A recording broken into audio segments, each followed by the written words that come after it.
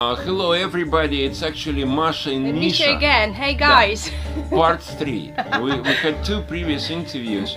We've been trying to remember, was it 2 years ago, was it 3 years ago? But now we've got 2 occasions. Yeah, check out what happened. Misha wrote a book. Yeah. I actually published 2 books in the interior. One was in Russian and the other one is in English. It's actually almost a exact translation of the first book with some insignificant additions, and it's called Misha Kucherenko, Stereopravda, Politically Incorrect View on High Ontario. It's an independently published book, and it was published by my publisher called Машина времени from St. Petersburg, and I'm signing it for Masha. It's actually my 10 seconds of fame, so I'm writing to Masha from Misha with highest compliments. Thank you very much. With highest compliments. And it's actually in English, so you can read it. Yes. Where can they get it, by the way? Yeah, it's a good question. We'll announce its availability probably on Amazon.com. Oh, right, cool. Yeah, within the next couple of weeks, hopefully. So today is what? The 4th. I got my vaccine June today. 4th. Yeah. June 4th, 2021. Thank you very much. Thank you. Okay, so my first question is regarding that show that you participated in Moscow called Moscow Hi-Fi and High-End Show 2021. What's your impression from the show? It was great. After almost 2 years without no shows, it was a great fun, I would say. And for you, did you like it? Yeah, I participated with actually signing and selling the book, and also I demonstrated my earphones, and also I was running around the show, and it seems to me that the vibe at the show was very emotional, very resonant with feeling of like re-emergence of interest to High Ontario. Would you agree with that? I would agree, definitely. Yeah, there were lots of people, lots of traffic, and I guess also because of the lockdown, because people got tired of it and they starved for a show, and it finally happened. I'm very happy. Great. And you know, I was usually accusing of my colleagues who've been exhibitors at the show that they didn't have any interest in other exhibits. But then when I started to actively exhibit my own wares at the show, I found out that actually I've got no time to look around to see other exhibitions. Did you have the chance to see anything at the show except yeah, well, a couple of rooms definitely, and well, where anywhere I could play our tapes. Yeah, I visited all those rooms, and it was I wish I could see more.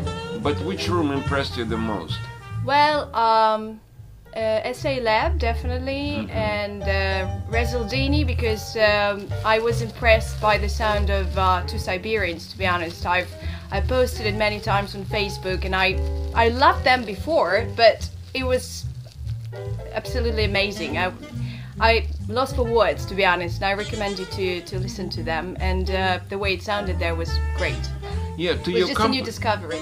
Yeah, to your company, Zavalenko Records, what I showed the show is very promising, because I counted at least 10 rooms which used reel-to-reel professional studio recorders. And it's probably the first time ever where I would walk into almost every room and I would see a professional reel-to-reel tape recorder. Did you have an opportunity to actually count how many rooms use professional machines at the show? Not this time, no. But I think many, definitely, at least like 4 or 5, maybe even more. Because I couldn't, you know, the worst. Yeah, exactly, like 10. My dad is telling me that there were like 10, maybe, but I didn't visit every room, unfortunately. It's the worst part. When you work, you can't go everywhere. But in my case, almost anywhere I would go, I would see a reel-to-reel recorder. Really? Okay. Yeah, it's interesting. But let me ask you about your latest releases on your label, Zavalenko Records. Can you help us to... So, I'm sure you've seen Frank Sinatra, Days of Wine and Roses. It's our latest release. We released it in, I think, in winter during the lockdown, and we are very proud of it. It's amazing. And the next one is Bravo. It's a Russian band, and this is it's never been released before. It's a recording of 1989, Yeah, and it was signed by Yevgeny Kaftan, by the leader of this band. So you had a session at the show where he was signing the tapes, right? Yeah, it was cool. It was great. Lots of people came to our stand, and it was amazing.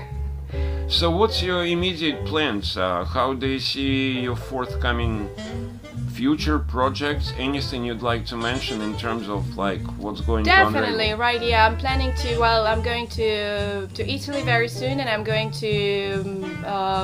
I'm talking with some musicians from Europe, and I very much hope we're gonna have a release with some of them. I'm not gonna tell who they are, but yeah, very much looking forward to it. And it's great because I got my vaccines, and I can be free. I can go anywhere and Fantastic. work. So to round up this episode 3 of Masha and Misha, I would like to wish you all the success, and I'm hoping for the episode 4. Me One too. day. Thanks a lot. Misha and Masha here. Thank you guys. Thanks. See you. Bye. Bye.